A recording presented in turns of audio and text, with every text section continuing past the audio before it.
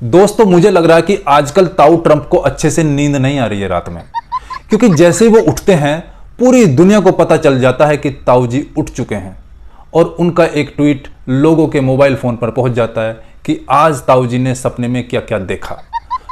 आजकल ताऊ जी को मोदी जी सपने में कुछ ज्यादा ही दिखाई दे रहे हैं।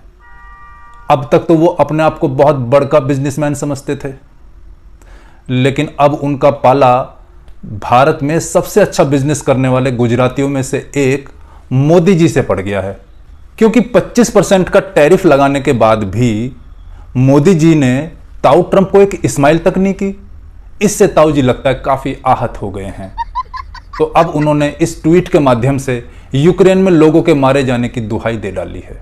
दरअसल ताऊ जी की समस्या यह है कि उनके बार बार मना करने के बावजूद भी भारत रशिया से लगातार ऑयल खरीद रहा है, और सिर्फ खरीद नहीं रहा है बल्कि अच्छा खासा मुनाफा कमा रहा है उसको दूसरे देशों को बेचकर भी।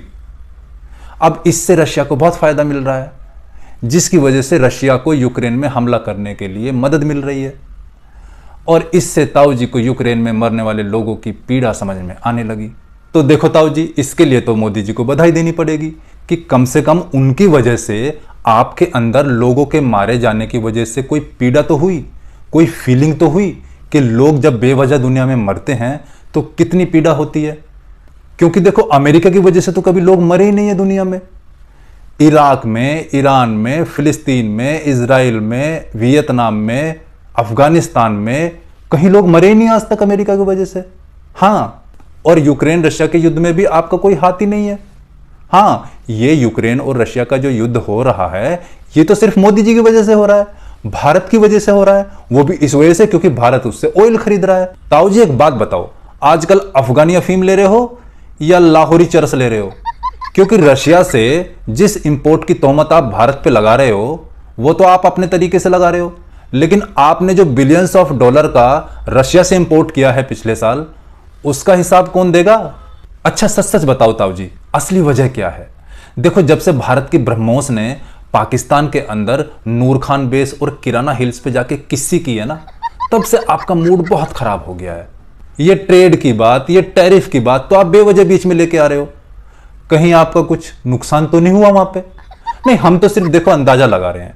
बाकी आपको आपके सपने में क्या क्या दिखाई देता है ये तो आप हमेशा बताते रहते हो ट्वीट के माध्यम से, क्योंकि आपने तो हमारा सीज फायर भी करा दिया था, है ना? अच्छा ताऊ जी, आपका ध्यान उस तरफ भी गया था कि अभी भारत ने 2 हफ्ते पहले यूके से भी ट्रेड डील कर ली है, बड़े वाली। हाँ, जाओ जाकर थोड़ा यूके के भी कान खींच लो। और हाँ, आपकी जानकारी के लिए बता दूं, भारत की मिनिस्ट्री ऑफ एक्सटर्नल अफेयर ने आपके लिए लंबा चौड़ा लेटर लिख दिया है। 1 हफ्ता लगेगा कम से कम आपको उसको पढ़ने में। टाइम मिले तो जवाब दे देना। आपका शुभचिंतक।